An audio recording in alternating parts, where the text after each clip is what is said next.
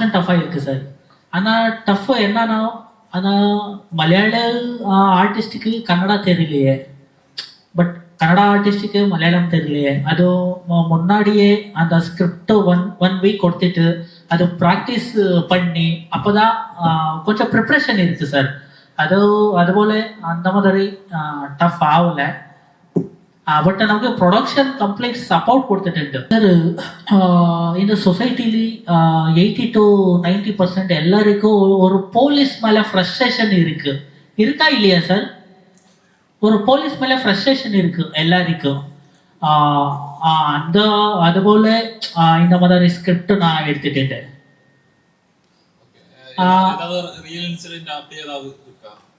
Sir இது வந்து சின்ன சின்ன இன்சிடென்ட் இருக்குது சார். எனக்கு என்னன்னா, என் ஃப்ரெண்டு ஒரு மொபைல் யாரோ தெஃப்ட் பண்ணும்போது நான் போய் போலீஸுக்கு கம்ப்ளைண்ட் கொடுக்க முடியாது. அந்த போலீஸ் பிஹேவியரோ அந்த மாதிரி சின்ன சின்ன இன்சிடென்ட் சார். ஏதோ பெருசா இன்சிடென்ட் எதுவுமே இல்லை.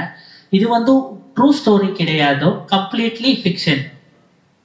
അല്ല, ഇത് പോലീസ് ക്യാരക്ടർ ആയിരുന്നെങ്കിൽ തന്നെ കുറച്ച് കംഫർട്ട് സോണുള്ള ഒരു ക്യാരക്ടർ ആയിരുന്നു. ഇതിന്റെ ക്യാരക്ടർ ആർക്ക് എടുക്കുന്ന അങ്ങനെ തന്നെയായിരുന്നു. കുറച്ച് ഈ പറയുന്ന കൂട്ടത്തിൽ ഒരു പാവത്താനായിട്ടുള്ള ഒരു പോലീസുകാരനാണ്. പക്ഷെ ആ ക്യാരക്ടറിന് അതിൻ്റെതായ ഇമ്പോർട്ടൻസ് ഉണ്ട് ഈ സിനിമയില്. പിന്നെ ഈ ക്യാരക്ടർ ആവുന്നതിന്റെ പോലീസ് ക്യാരക്ടർ ഇപ്പോ എന്നെ ആദ്യം എക്സൈറ്റ് ചെയ്യിപ്പിച്ചത് കന്നഡ എന്ന് പറയുന്ന ലാംഗ്വേജ് തന്നെയായിരുന്നു. അത് കഴിഞ്ഞപ്പോഴായിരുന്നു ഞാൻ ഈ ക്യാരക്ടറിന്റെ ഇമ്പാക്ട്. നമുക്ക് ആദ്യം നമ്മളൊരു ഈ പടത്തിലോട്ട് വിളിക്കുന്നത് ഇങ്ങനെ ഒരു പ്രോജക്റ്റ് ആണ്, ബൈലിംഗലായിട്ട് ഷൂട്ട് ചെയ്യുന്ന ഒരു പ്രോജക്റ്റ് ആണെന്നുള്ളൊരു ഇതിലായിരുന്നു. അപ്പൊ ഞാൻ അവിടെ പോയിട്ട് പ്രദീപ് അണ്ണനോടാണ് സംസാരിച്ചപ്പോ പുള്ളിയോട് സംസാരിക്കുമ്പോൾ ഞാൻ മലയാളത്തിലായിരുന്നു. പുള്ളി അപ്പൊ എന്റെ മലയാളം കേട്ടിട്ട് പുള്ളിക്ക് കന്നഡയായിട്ടാണ് ഫീൽ ചെയ്തത്. അപ്പൊ പുള്ളി പെട്ടെന്ന് തന്നെ എന്നെ കാസ്റ്റ് ചെയ്തു. അപ്പൊ ഞാൻ ഒന്നുകൂടി കംഫർട്ടായി. അപ്പൊ ഇതേപോലൊക്കെ തന്നെ കന്നഡയും പറഞ്ഞാൽ ഓക്കെ ആവും എന്നുള്ളൊരു ധാരണയിലാണ് അവിടെ എത്തിയത്. പക്ഷെ ഈ പറയുന്ന പോലെ പോലീസ് ക്യാരക്ടർ ആയതുകൊണ്ടും കന്നഡ ആയതുകൊണ്ടും എനിക്കത് രണ്ടും പുതിയ എക്സ്പീരിയൻസ് ആയിരുന്നു. അപ്പോ എനിക്ക് ഉറപ്പായിട്ടും എന്റെ കംഫർട്ട് സോൺ പൊളിക്കുന്ന ക്യാരക്ടേഴ്സ് ചെയ്യണം തന്നെയാണ് ആഗ്രഹം. പണ്ടും അത് തന്നെയാണ് ആഗ്രഹം. പക്ഷെ എനിക്ക് കിട്ടാറുള്ളത് കൂടുതലും എന്നെ കൂടുതൽ ടെലിവിഷനിലോ അല്ലെങ്കിൽ മീഡിയ റിലേറ്റഡ് ആയിട്ടുള്ള കാര്യങ്ങൾ പ്രോഗ്രാംസിലൊക്കെ റിയാലിറ്റി ഷോസിലൊക്കെ കാണുന്ന ഞാനുമായിട്ട് കണക്ട് ചെയ്തോ അല്ലെങ്കിൽ അത്തരത്തിലൊരു ഷെയ്ഡ് വരുന്ന ക്യാരക്ടേഴ്സ് ആണ് എനിക്ക് കൂടുതൽ മൂവീസിൽ ഓപ്പർച്യൂണിറ്റി ആയിട്ട് കിട്ടാറ്. അപ്പൊ അത് എപ്പോഴും അന്ന് മുതലേ ബ്രേക്ക് ചെയ്യണം എന്നുള്ളത് ഉള്ളുകൊണ്ട് എപ്പോഴും ആഗ്രഹിക്കുന്ന ഒരു കാര്യമാണ്. പിന്നെ ഇങ്ങനെ ഒരു ക്യാരക്ടർ വന്നപ്പോ കുറച്ചുകൂടി ഹാപ്പിയായി. അപ്പൊ കംഫർട്ട് സോൺ എപ്പോഴും പൊളിക്കണം എന്ന് ആഗ്രഹിക്കാറുണ്ട്. പക്ഷെ ഇതെന്റെ കംഫർട്ട് സോൺ പൊളിച്ചോ എന്നുള്ളത് എനിക്ക് അറിയത്തില്ല. കാരണം ഞാൻ പറഞ്ഞ പോലെ പോലീസ് ക്യാരക്ടർ ആണെങ്കിലും ഇതിലെവിടേക്കോ എന്റെ ഒരു ഷെയ്ഡ് കെടുക്കുന്നുണ്ടെന്ന് എനിക്ക് തോന്നിയിരുന്നു. അപ്പോ ബട്ട് എനിക്കിത് ഭയങ്കര ഒരു പുതിയ എക്സ്പീരിയൻസ് ആയിരുന്നു. ഈ വേറെ ലാംഗ്വേജിൽ ഷൂട്ട് ചെയ്യുന്നതൊക്കെ ശരിക്കും ഞാൻ മലയാളം തന്നെ ഒരു സീൻ എടുക്കുന്നതിന് മുമ്പ് അത്രയധികം ഞാൻ പ്രിപ്പയർഡ് ആവാൻ മാക്സിമം നോക്കുന്ന ആളാണ്. എനിക്ക് എന്തെങ്കിലും ഞാൻ കാരണം തെറ്റ് പറ്റരുത്, ഞാൻ കാരണം റീടേക്ക് പോകരുത് എന്ന് എപ്പോഴും ആഗ്രഹിക്കുന്ന ആളാണ്. അപ്പോ അത് മലയാളത്തിൽ തന്നെ എനിക്ക് അത് ഇച്ചിരി ടഫ് ആയിട്ടുള്ള ഒരു ഏരിയ ആണ്. ഒരു ഡയലോഗുകൾ പഠിച്ച് പ്രാക്ടീസ് ചെയ്ത് ഞാൻ തന്നെ എന്റേതായ ഒരു പ്രാക്ടീസ് സെക്ഷൻ ഒക്കെ നടത്തിയിട്ടായിരിക്കും ഷോട്ടിന്റെ നേരത്തൊക്കെ പോവാറ്. അപ്പൊ കന്നഡയിലേക്ക് എത്തിയപ്പോ അതും കൂടി പഠിക്കേണ്ടത് എനിക്കൊരു ഡബിൾ പണിയായിരുന്നു. പക്ഷെ അത് ഞാൻ ഭയങ്കരമായിട്ട് എൻജോയ് ചെയ്തിരുന്നു. അപ്പൊ അത് പടത്തിൽ വരും തോന്നുന്നു, നന്നായി വരും. ഇപ്പോ നമ്മൾ മലയാളത്തിൽ എടുക്കുവാണെങ്കിൽ എല്ലാ തരത്തിലുള്ള പോലീസുകാരും നമ്മൾ കണ്ടിട്ടുണ്ട്. അപ്പോ ചില ആക്ടേഴ്സ് പറയാറുണ്ട്, ഞാനൊരു ക്യാരക്ടർ എടുക്കുമ്പോൾ ആ ഒരു ക്യാരക്ടർ ഇതിനു മുമ്പ് ചെയ്തിട്ടുള്ള ആൾക്കാരെ റെഫറൻസ് എടുക്കും, അല്ലെങ്കിൽ അതിന് ഇൻസ്പയർഡ് ആവും എന്നൊക്കെ പറയും. അപ്പൊ ഡിഡി ഈ ഒരു ക്യാരക്ടറിലേക്ക് വന്നപ്പോ ഏതൊരു പോലീസുകാരനായിരുന്നു റെഫറൻസ് ആയിട്ട് എടുത്തിരുന്നത്? അല്ല, ഇത് ആക്ച്വലി ഞാൻ നേരത്തെ പറഞ്ഞ പോലെ ഇതൊരു ഈ ക്യാരക്ടറുടെ പേര് ഉബൽ തരംഗ് എന്നാണ്. ഫോമൽ ക്രിക്കറ്ററിന്റെ ക്യാരക്ടർ നെയിമാണ് എന്റെ ഈ പടത്തിലുള്ളത്. അപ്പോ ആ സിനിമയിൽ തന്നെ പറയുന്നുണ്ട് ആ പേര് വരാനുള്ള റീസണും ഞാൻ അത് ഒരു ഫാമിലി ഒരു പ്രഷറോടുകൂടി പോലീസ് സ്റ്റേഷനിൽ ജോയിൻ ചെയ്യുന്ന ഒരാളാണ്. പിന്നെ പുതിയതായിട്ട് ജോയിൻ ചെയ്ത ഒരാളാണ്. അപ്പോ പോലീസ് ആവാൻ ഇഷ്ടമില്ലാതെ പോലീസ് ആയതിന്റെ ഫ്രസ്ട്രേഷനും ബുദ്ധിമുട്ടുകളും ഒക്കെ ഈ ക്യാരക്ടറിലുണ്ട്. അപ്പൊ അത് കാരണം എനിക്കത് ഭയങ്കരമായൊരു ഒരു കാണുന്നവരൊക്കെ അല്ലെങ്കിൽ ഭയങ്കരമായ ആക്ഷൻസ് ചെയ്യുന്ന ഒരു പോലീസ് ക്യാരക്ടർ ആയിരുന്നില്ല. അത് കാരണം എനിക്കത് അത്രയും വലിയൊരു പ്രശ്നമായിരുന്നില്ല. പുതിയതായിട്ട് ജോയിൻ ചെയ്യുന്ന ഒരു പോലീസുകാരനായതുകൊണ്ട് തന്നെ അത് ആ ക്യാരക്ടറിന്റെ മാനസികാവസ്ഥ എനിക്ക് ചിന്തിക്കാവുന്ന അത്രേ ഉണ്ടായിരുന്നുള്ളൂ. ഒരുപാട് ചിന്തിക്കേണ്ട ആവശ്യം ഉണ്ടായിരുന്നില്ല. ഞാൻ തന്നെ കുറച്ച് കംഫർട്ട് സോണിൽ തന്നെ ചെയ്യാൻ പറ്റുന്ന ഒരു ക്യാരക്ടർ ഷെയ്ഡ് ഉണ്ടായിരുന്നു ഈ ക്യാരക്ടറിന്. പുതിയതായിട്ട് ജോയിൻ ചെയ്യുന്ന ഒരു ക്യാരക്ടർ ആയതുകൊണ്ട് കാണുന്ന എല്ലാത്തിനോടും ഒരു അത്ഭുതം ഉണ്ടായിരുന്നു. ഇവരൊക്കെ ഇങ്ങനെ ഇച്ചിരി പ്രശ്നക്കാരാണോ എന്ന് പല കൂടെയുള്ള പോലീസ് ഓഫീസേഴ്സിനെയും തിരിച്ചറിയുന്നത് ഓരോ സ്റ്റേഷനിൽ വെച്ചിട്ടാണ്. ഞാൻ ഓൾറെഡി ഈ സ്റ്റേഷനിൽ എക്സ്പീരിയൻസ് ചെയ്തിട്ടുള്ള ഒരു പോലീസ് ക്യാരക്ടർ ആയിട്ടല്ല, പുതിയതായിട്ട് വരുന്നതിന്റെ ബുദ്ധിമുട്ടുകളൊക്കെ ഫേസ് ചെയ്തുകൊണ്ടിരിക്കുന്ന ഒരു പോലീസ് ക്യാരക്ടറാണ്. അപ്പൊ അത് കാരണം എനിക്കത് ഭയങ്കര ഒരു റോൾ മോഡൽ ഒന്നും നോക്കി എടുക്കേണ്ട ആവശ്യം ഉണ്ടായിരുന്നില്ല. കുറച്ചും കൂടി എന്റെ ഒരു കംഫർട്ട് സോണിൽ തന്നെ ചിന്തിച്ച് കിട്ടുന്നതായിരുന്നു. ഇത് ആക്ച്വലി ഞാൻ ആദ്യം കേൾക്കുമ്പോൾ തന്നെ നമ്മുടെ ഈ സ്റ്റോറി നടക്കുന്ന ഒരു കേരള കർണാടക ബോർഡറിൽ നടക്കുന്ന ഒരു സ്റ്റോറിയാണ്. അപ്പൊ ആക്ച്വലി മലയാളം പടത്തില് കന്നഡ സംസാരിക്കുന്നുണ്ട്, മലയാളം പടത്തില്. അതുപോലെ കന്നഡ പടത്തിലും നമ്മൾ മലയാളം കുറച്ച് ഡയലോഗ്സ് ഒക്കെ വരുന്നുണ്ട്. അപ്പം ഇത് രണ്ട് സൈഡിലും വർക്കാവാൻ പറ്റുന്ന ഒരു പരിപാടിയാണ്. ഇപ്പൊ നമ്മള് കർണാടകമായിട്ട് നമ്മളെ അതിർത്തി പങ്കിടുന്നുണ്ട്, അതുപോലെ തന്നെ തമിഴ്നാടായിട്ട് ചെയ്യുന്നുണ്ട്. അപ്പം ഈ പറഞ്ഞ കോയമ്പത്തൂർ, കേരള, അപ്പൊ ഏകദേശം മലയാളി, എനിക്ക് തോന്നുന്നു കാസർഗോഡും മംഗലാപുരവും ഒക്കെ ഏകദേശം ഒരു ലാംഗ്വേജിലായാലും അവരുടെ ഒരു കൾച്ചറൊക്കെ ഏകദേശം ഒരുപോലെ. അപ്പൊ ഇതിന്റെ രണ്ടിലും ഒരു കണക്ഷൻ ഉണ്ടാവും. അപ്പൊ ആ ഒരു കണക്ഷൻ എനിക്ക് ഈ പടത്തില് മലയാളം ചെയ്യുമ്പോഴായാലും ഇപ്പൊ ആ ഒരു കണക്ഷൻ ഉണ്ട്. ആൾക്കാർക്ക് മനസ്സിലാവാതെ ഒരിക്കലും ഇരിക്കില്ല. ഒരു ബോർഡർ പരിപാടി. ഇപ്പൊ ലാംഗ്വേജ് ഒന്നും ഇപ്പൊ മലയാളത്തിലായാലും ഇപ്പൊ മലയാളത്തിൽ ഈ പറഞ്ഞ കാസർഗോഡ് ലാംഗ്വേജ് അങ്ങനെയൊന്നും പിടിച്ചിട്ടില്ല. സാധാരണ പോലെ തന്നെ ഇപ്പം കോട്ടയം പറയുന്ന തന്നെ സാധാരണ മലയാളം ലാംഗ്വേജ് തന്നെ പിടിച്ചേക്കുന്നത്. സ്റ്റോറിയിലേയും വരുമ്പോൾ സ്റ്റോറി ബോർഡർ നടക്കുന്ന പരിപാടിയാണ്. സ്റ്റിൽ ഓൾ കേരള ആൾക്കാർക്ക് മനസ്സിലാകുന്ന പരിപാടിയാണ്. അതുപോലെ തന്നെ കന്നഡയിലും. അപ്പൊ ആൾക്കാർക്ക് എനിക്ക് കഥ ആദ്യം പറഞ്ഞപ്പോ തന്നെ എനിക്ക് കണക്ട് ആയി. രസമുള്ള സ്റ്റോറിയാണ്. ഒരു ഈ പറഞ്ഞ പോലെ പറഞ്ഞില്ല, പോലീസുകാർ റോങ് ആയി കഴിഞ്ഞാൽ എന്ത് ചെയ്യാൻ പറ്റും. അപ്പൊ അങ്ങനത്തെ ഒരു പരിപാടിയാണ് ആദ്യം പോലെ അവസാനം. അപ്പം എനിക്ക് കഥ ആദ്യം കണക്ട് ആയി. പിന്നെ വലിയ കുഴപ്പമില്ലാത്ത രീതിയിൽ ചെയ്യാൻ പറ്റുന്നു. എനിക്ക് ആ കൂടെ ഞാൻ പറഞ്ഞില്ല, ഞാൻ സ്ട്രഗിൾ ചെയ്ത് കന്നഡ മാത്രമേ ഞാൻ സ്ട്രഗിൾ ചെയ്തോളൂ. അതൊരു 4-5 ദിവസം കഴിഞ്ഞപ്പോൾ എനിക്കത് ഓക്കെ, യൂസ്ഡ് ആയി, അരിവർക്ക് യൂസ്ഡ് ആയി ആക്ച്വലി. അപ്പൊ അതാണ് എനിക്ക് ഈ പടത്തെ പറ്റി എനിക്ക് പറയാനുള്ളത്. ആക്ച്വലി ഇപ്പം പോലീസുകാർ നമ്മൾ തന്നെ പറയത്തില്ല ഇങ്ങനെ എന്താ ചെയ്യുന്നേ, ഈ പോലീസുകാർ ഇത്രയും റൂഡാണല്ലോ.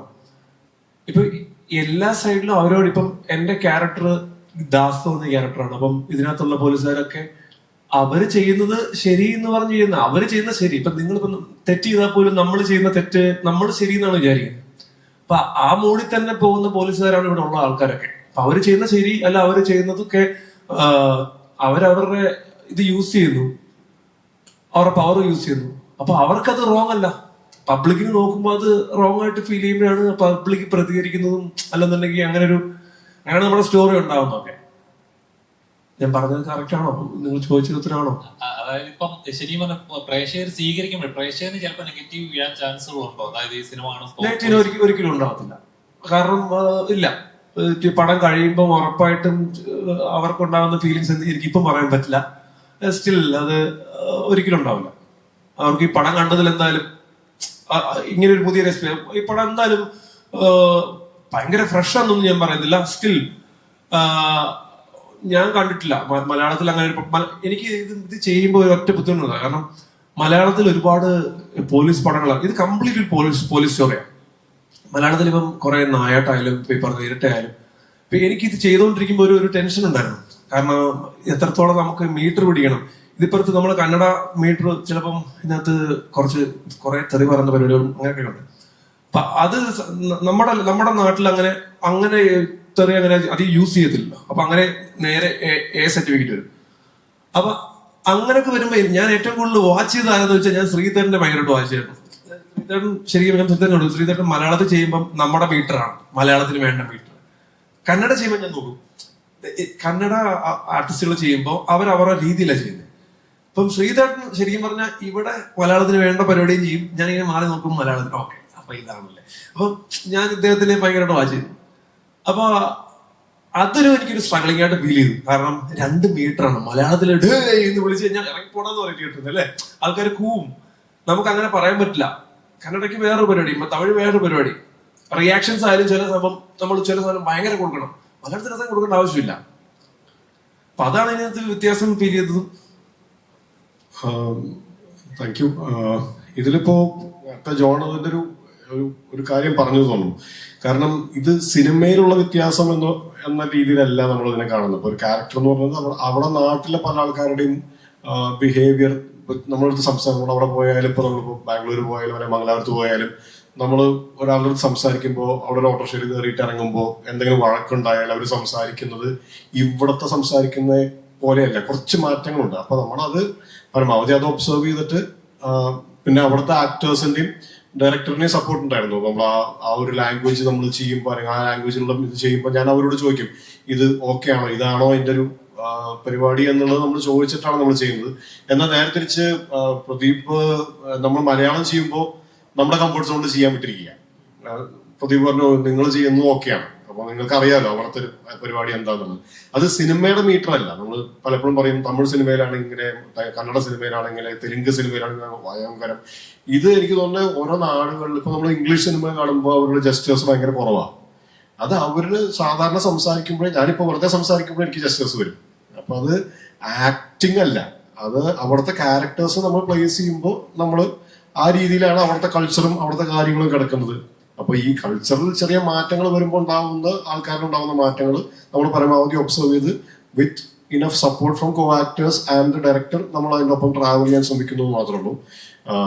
ജോൺ പറഞ്ഞ പോലെ നമ്മൾ 2 ഭാഷയിലും ഞാൻ അഭിനയിച്ചിട്ടുള്ളതുകൊണ്ട് ഒരു പക്ഷെ എനിക്ക് ഇപ്പൊ ഞാൻ തമിഴ്, കന്നഡയിൽ ഇതിനു മുമ്പ് ഒരു പടം ചെയ്തിട്ടുണ്ട്. നമ്മുടെ ലവിന്റെ റീമേക്ക് ഗോകുലം ചെയ്ത വേഷം ഞാനാണ് ചെയ്തത്, ഹാപ്പിലി മാരീഡ് എന്ന് പറഞ്ഞ പടത്തില്. ഇത് എന്റെ 2ാമത്തെ കന്നഡ പടമാണ്.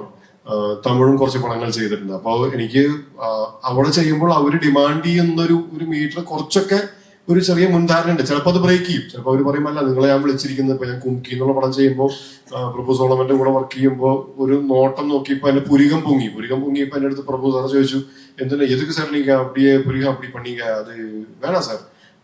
അപ്പൊ ഞാൻ പറഞ്ഞു തമിഴല്ലേ, കുറച്ച് കൂടുതൽ കിടന്നോട്ടെ എന്ന് വിചാരിച്ച് ഞാൻ ചെയ്തതാന്ന് പറഞ്ഞു. அப்போ புள்ளி പറഞ്ഞു இல்ல உங்களை கூப்பிட்டதே சார் நீங்க வந்து அங்க பண்ற அதே மீட்டர் எனக்கு வேணும்னு சொல்லிட்டு தான் அங்க எனக்கு கூப்பிட்டாங்க.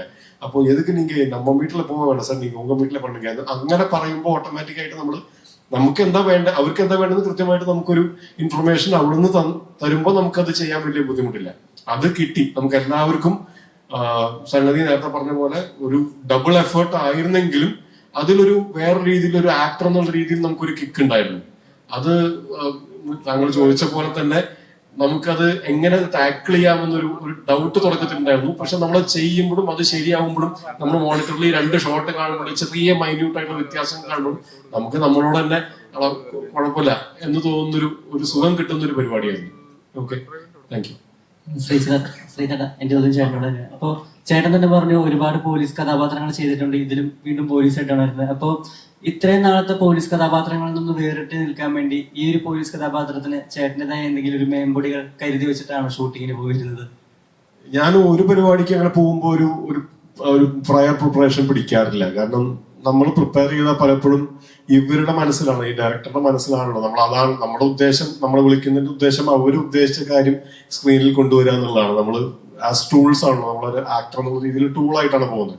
അവരെന്താണോ മനസ്സിൽ ഉദ്ദേശിച്ചത് അത് പോർട്രേ ചെയ്യാൻ വേണ്ടിയിട്ട്. അപ്പോൾ അതിന് പ്രീവിയസ് ആയിട്ട് അവർ തന്ന ഇൻഫർമേഷനോ അല്ലെങ്കിൽ ഷൂട്ടിന്റെ സമയത്ത് നമ്മൾ തരുന്ന ഇൻഫർമേഷനോ കൊണ്ടുപോകാനാണ് ഞാൻ എപ്പോഴും ശ്രമിക്കാറുള്ളത്. നമ്മൾ പ്രീവിയസ്ലി പ്രിപ്പയർ ചെയ്ത് കഴിഞ്ഞാൽ ചിലപ്പോൾ അവർ ഉദ്ദേശിച്ച മീറ്ററോ അല്ലെങ്കിൽ ഉദ്ദേശിച്ച രീതിയിലുള്ള ക്യാരക്ടർ ആർക്കോ ആയിരിക്കില്ല. അപ്പൊ അത് പരമാവധി ചെയ്യാതെ വളരെ ഓപ്പൺ ആയിട്ട് ചെല്ലാൻ ശ്രമിക്കുക എന്നുള്ളതാണ് ചെയ്യാറുള്ളത്. അപ്പോ നേരത്തെ കുറെ പോലീസ് വേഷങ്ങൾ ചെയ്തിട്ടുണ്ടെങ്കിലും എനിക്ക് ഇതിലെ പോലീസുകാരൻ Raju character name is Raju. അപ്പൊ രാജു എന്ന പോലീസുകാരൻ കുറച്ച് സീനിയർ ആണ്. ഞാൻ ഇങ്ങനത്തെ ഒരു ക്യാരക്ടർ വളരെ ചുരുങ്ങിയ സിനിമകളിൽ മാത്രമേ ചെയ്തിട്ടുള്ളൂ മലയാളത്തിലായാലും. അയാളുടേതായ ഒരു ബാക്ക് സ്റ്റോറിയും അയാളുടെ ഒരു ഹിസ്റ്ററി ഉണ്ട്. അയാൾക്ക് ജീവിതത്തിനെയും പോലീസുകാർ എങ്ങനെയായിരിക്കണം എന്ന് അയാളുടേതായ ഒരു കാഴ്ചപ്പാടുണ്ട്. ശരിയോ തെറ്റോ എന്നുള്ളത് നിങ്ങൾ കാണുന്നവർ വേണം തീരുമാനിക്കാൻ. അപ്പോ അതിനനുസരിച്ചാണ് ആ ക്യാരക്ടറിനെ വർക്ക് ചെയ്തിട്ടുള്ളത്. അതിന്റെ ഒപ്പം ട്രാവൽ ചെയ്യാൻ ഞാൻ പരമാവധി ശ്രമിച്ചിട്ടുണ്ട്. അപ്പോൾ അതിൻ്റെതായ നമ്മൾ ക്യാരക്ടറിലെ വ്യത്യാസം എന്ന് പറയുന്നത് അത് നമുക്ക് എഴുതി തരുന്നതിൽ വ്യത്യാസമാണ് പ്രധാനമായിട്ട്. നമ്മൾ പെർഫോം ചെയ്യുന്നതിൽ വ്യത്യാസമല്ല. നമ്മൾ പെർഫോം ചെയ്യുന്നത് എഴുതി തന്നതും നമ്മളെ കൊണ്ട് ചെയ്യിക്കുന്നതാണ്. അപ്പോ പ്രദീപ് എന്നെ കൊണ്ട് ചെയ്യിച്ചിരിക്കുന്നത് ഇതുവരെ ഞാൻ ചെയ്തതിൽ നിന്ന് കുറച്ച് വ്യത്യാസമായിട്ടുള്ള രീതിയിലാണ് എന്നെ കൊണ്ട് പെർഫോം ചെയ്യിച്ചിട്ടുള്ളതാണ് ഞാൻ വിശ്വസിക്കുന്നത്. അത് സ്ക്രീനിൽ അങ്ങനെ കാണാൻ പറ്റുമെന്ന് ഞാൻ വിശ്വസിക്കുന്നു.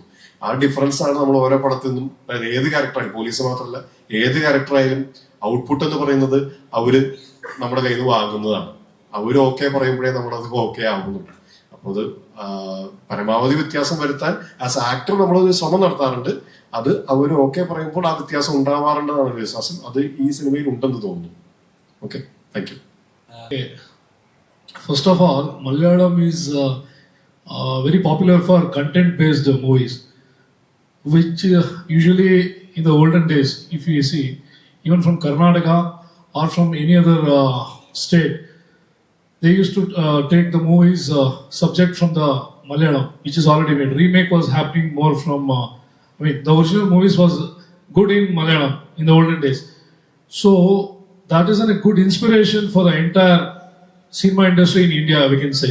Malayalam has already introduced all kind of subjects, whether it's crime thriller based or any village based or any culture based or any like educative kind of stuff. So you name anything, Malayalam has got a content in that, and they have a different. Malayalam industry has got a different way of making it, so which attracts every other industry and gets inspired to do that. So that is how we are here today. When we started this project, basically it was only about the Malayalam that we wanted to do it. But since the production house Madiguda Entertainments are from Karnataka, we thought why not we do the same in Kannada. That's why we shot the movie for 2 times. And usually in Karnataka, this crime thriller based or this kind of content is not much. Not produced. So that's why we thought let us go with Malayalam as well as Kannada. So the basic thing is Malayalam industry has got that kind of stuff.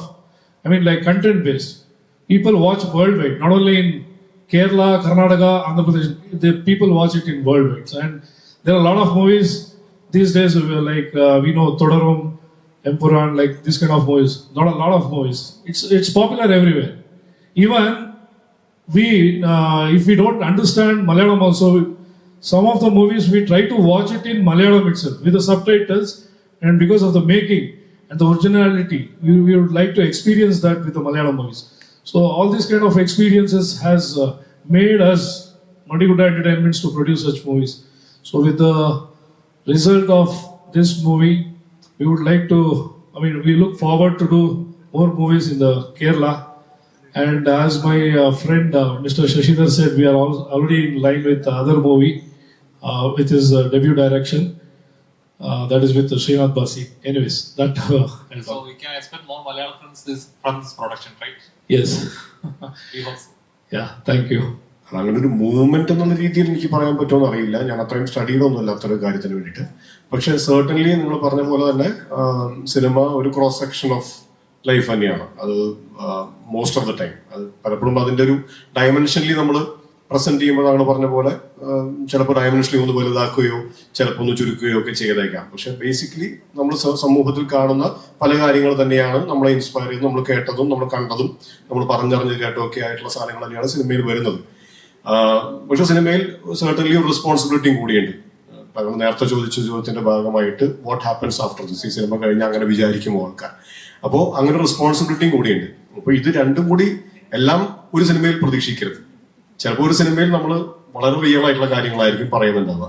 ചിലപ്പോൾ ഒരു സിനിമയിൽ ആ real ആയിട്ടുള്ള കാര്യങ്ങളെക്കാൾ കൂടുതൽ നമ്മൾ എന്താണ് സമൂഹത്തിന് നമ്മൾ കൊടുക്കാൻ പോകുന്നത് അതായിരിക്കും. എന്നാൽ അത് പഠിപ്പിക്കുന്ന പോലെ ആവാനും പറ്റില്ല. അപ്പൊ നമ്മളൊരു കണ്ടന്റ് പറയുമ്പോൾ ചിലപ്പോൾ ഇതിന്റെ രണ്ടിന്റെയും മിക്സ് ആൻഡ് മാച്ച് ആയിരിക്കാം.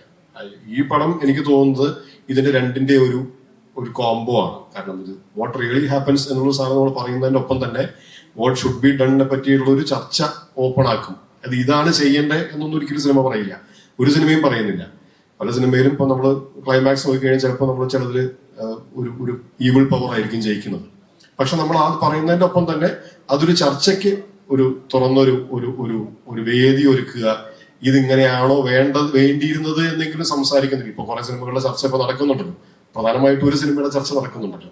അപ്പോ ഇതിങ്ങനെയാണോ വേണ്ടിയിരുന്നതൊരു ചർച്ച ഓപ്പൺ ആക്കാൻ തന്നെ എനിക്ക് തോന്നുന്നത് അതൊരു പ്രധാനപ്പെട്ട കാര്യമാണ്. ഇറ്റ് മേക്സ് പീപ്പിൾ തിങ്ക് ഇത് ചെയ്യുന്നത് ശരിയാണോ, നമ്മൾ ചെയ്യുന്നത് ശരിയാണോ, സിനിമ ചെയ്യുന്നത് ശരിയാണോ എന്നുള്ളതിനേക്കാൾ കൂടുതൽ നമ്മൾ ചെയ്യുന്നത് ശരിയാണോ എന്നുള്ളൊരു ചോദ്യം നമ്മളെ കൊണ്ട് ചോദിപ്പിക്കാൻ സിനിമയ്ക്ക് സാധിക്കുന്നുണ്ടെങ്കിൽ അതൊരു പ്രധാനപ്പെട്ട കാര്യം തന്നെ. അങ്ങനെ ഒരു ചോദ്യം ഈ സിനിമ ചോദിപ്പിക്കും എന്ന് തന്നെയാണ് എൻ്റെ ഒരു തോന്നൽ. അതിന്റെ ക്ലൈമാക്സിനെ പറ്റിയല്ല ഞാൻ സംസാരിക്കുന്നുണ്ട്. ആ സിനിമയുടെ കണ്ടന്റും അതെന്ത് പറയുന്നു എന്നുള്ളതും അതെങ്ങനെ പറയുന്നു എന്നുള്ളതും നമ്മളെ കൊണ്ട് ഒരു ക്വസ്റ്റ്യൻ ചോദിക്കാനുള്ള ഒരു സാധ്യത തുറന്നു കാണിച്ചാൽ I think this movie is successful. Thank you. പ്രേക്ഷകരോട് പറയാനുള്ളത് എന്നേക്കാൾ കൂടുതൽ എനിക്ക് തോന്നുന്നത് എന്തായാലും ഇദ്ദേഹം സംസാരിക്കുക, കാരണം അയ്യൂബൊന്നും സംസാരിക്കില്ല എന്ന് പറയുന്നത് വിളിച്ചിരുത്തി സംസാരിക്കാൻ കൊണ്ടുവന്നതാണ്. അല്ല എന്തെങ്കിലും പറയണം. നമ്മുടെ എഡിറ്ററാണ് അയ്യൂബാണ് നമ്മുടെ എഡിറ്റർ. അപ്പൊ ഞാൻ പന്തോട് ചോദിച്ചു എത്രത്തോളം വെട്ടിക്കളഞ്ഞു ചോദിച്ചു. അപ്പോ അയ്യൂബ് പറഞ്ഞു ഇല്ല, കാര്യമായിട്ടൊന്നും വെട്ടേണ്ടി വന്നിട്ടില്ല. കാരണം ഒന്നെന്താ വെച്ചാൽ നമ്മൾ വളരെ റെസ്ട്രിക്ഷന്റെ അകത്ത് നിന്ന് വർക്ക് ചെയ്തൊരു സിനിമയുള്ള കാര്യം പറയാനും അത് ഹൈഡ് ചെയ്യേണ്ട കാര്യമൊന്നുമല്ല. Work in extreme restrictions. ഒന്ന് നമ്മൾ കോവിഡ് കഴിഞ്ഞ ഉടനെ അല്ലെ, കഴിഞ്ഞ് കുറച്ച് കഴിഞ്ഞു. അപ്പൊ നമ്മൾ ഭയങ്കര റെസ്ട്രിക്റ്റഡ് ആയിട്ടുള്ള മൂവ്മെന്റും കാര്യങ്ങളൊക്കെ ഉള്ള സ്ഥലത്താണ് നമ്മൾ വർക്ക് ചെയ്തത്. അതുപോലെ തന്നെ ഈ പറഞ്ഞ 2 ലാംഗ്വേജ് ഷൂട്ട് ചെയ്യുമ്പോൾ നമ്മുടെ ടൈം റെസ്ട്രിക്ഷൻ, നമ്മൾ ശരിക്കും 2 സിനിമ എടുക്കുന്ന സമയത്താണ് ശരിക്കും ഈ അത്ര സമയത്തിൽ നമ്മൾ ഒരു സിനിമയുടെ പണിയാണ്, 2 സിനിമയുടെ പണി ഒരു സിനിമയുടെ സമയത്തിനകത്ത് ചെയ്തു. അപ്പോ അതുകൊണ്ട് തന്നെ നമ്മൾ ഭയങ്കര എഫേർട്ട് എടുത്തു. അപ്പോൾ നമുക്ക് ആവശ്യത്തിനുള്ളതേ സത്യം പറഞ്ഞാൽ അത് തന്നെ ഷൂട്ട് ചെയ്യാൻ പറ്റിയിട്ടുണ്ടോ എന്ന് സംശയമുണ്ട്. അപ്പൊ അതായത് അപ്പൊ എഡിറ്റർ എന്ന നിലയ്ക്ക് എനിക്ക് തോന്നുന്നു അദ്ദേഹത്തിന് റെലവന്റ് ഷോട്ട്സ് തന്നെ പ്രദീപ് എടുത്തിട്ടുള്ളൂ. കാരണം അത്ര ഷാർപ്പായിട്ട് നിന്നാലേ നമ്മൾ ഈ പറഞ്ഞ സമയത്തിനകത്ത് ഈ സിനിമ തീർക്കാൻ പറ്റുമായിരുന്നു. അപ്പൊ ദാറ്റ് വേ കിട്ടിയ നമ്മൾ ചെയ്ത വർക്ക് വളരെ വൃത്തിക്ക് ട്രെയിലറും അയ്യൂബിനെയാണ് കട്ട് ചെയ്തത്. ട്രെയിലറും അയ്യൂബിനെയും കട്ട് ചെയ്തിരിക്കുന്നത്. സോ ഇറ്റ് ഇസ് എൻ്റെ അടുത്ത് പറഞ്ഞത് ട്രെയിലർ എന്താണ്, പലപ്പോഴും എന്താ സംഭവിക്കുക വെച്ചാൽ ട്രെയിലർ ഭയങ്കര രസമായിരിക്കും കാണാൻ, അതിഗംഭീര ട്രെയിലർ. നമ്മൾ കണ്ടന്റ് വരുമ്പോൾ സിനിമയായിട്ട് കാണുമ്പോൾ ചിലപ്പോൾ ഇതിന്റെ പകുതി പോലും കാണില്ല. പക്ഷെ with what Ayyub is watching four is that the cinema will be along with the trailer. Trailer എന്താണോ നിങ്ങൾക്ക് എന്ത് edge of the seat experience ആണോ പ്രോമിസ് ചെയ്തിരിക്കുന്നത് അത് from the 15th or 20th minute നമ്മുടെ ഒരു ലാൻഡിങ് വേണമല്ലോ ഒരു സിനിമയ്ക്ക്. ആ ലാൻഡിങ് കഴിഞ്ഞാൽ ഉടനെ then from there the take off is very smooth and പറഞ്ഞ പോലെ ഈ ട്രെയിലർ ഇൻഡിക്കേറ്റ് ചെയ്യുന്ന പോലെ ഒരു edge of the seat experience ആവാനുള്ള എല്ലാ സാധനവും സിനിമയ്ക്കകത്തുണ്ട്. അപ്പോ നമ്മൾ മലയാളി ഓഡിയൻസിനും അതേപോലെ തന്നെ കന്നഡ ഓഡിയൻസിനും ഒരേപോലെ തന്നെ വർക്കാവാൻ സാധ്യതയുള്ള ഒരു സിനിമയാണ്. ഇൻട്രസ്റ്റിംഗ് ആണ്. സിനിമയിൽ ഇരുന്നാൽ നമുക്ക് എണീറ്റ് പോകാൻ തോന്നാതിരിക്കാനുള്ള സാധനം സിനിമയ്ക്കകത്തുണ്ട്. പ്രദീപ് സാറ് പറഞ്ഞ പോലെ തന്നെ ചെലവാക്കുന്ന പൈസയ്ക്ക് ഉള്ള മുതല് സിനിമയ്ക്കകത്തുണ്ടായിരിക്കും എന്നുള്ളത് ഉറപ്പാണ്.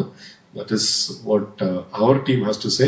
പ്രദീപ് സർ, ജോൺ എഡിറ്റർ അത് രണ്ടുപേര് കൈ അടിച്ചായിരുന്നു, രണ്ടുപേര് ഉറക്കം. ഇതില് ഏറ്റവും കൂടുതൽ ചലഞ്ച് എന്ന് പറഞ്ഞാല് കോസ്റ്റ്യൂം കണ്ടുപിടിക്കലായിരുന്നു. 2 കോസ്റ്റ്യൂം ഉണ്ട്. ശരിക്കും ഈ കർണാടക പോലീസിന് ഒരു ചെയിൻ ഉണ്ട്, കേരള പോലീസിനില്ല.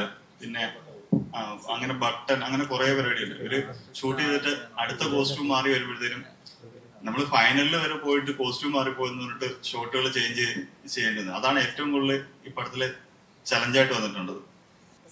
നമ്മൾ വർക്കായില്ലെങ്കിൽ എന്തായാലും കളയും. അത് ഡയറക്ടറുടെ പെർമിഷനോട് കൂടി മാത്രമേ കളയാറുള്ളൂ.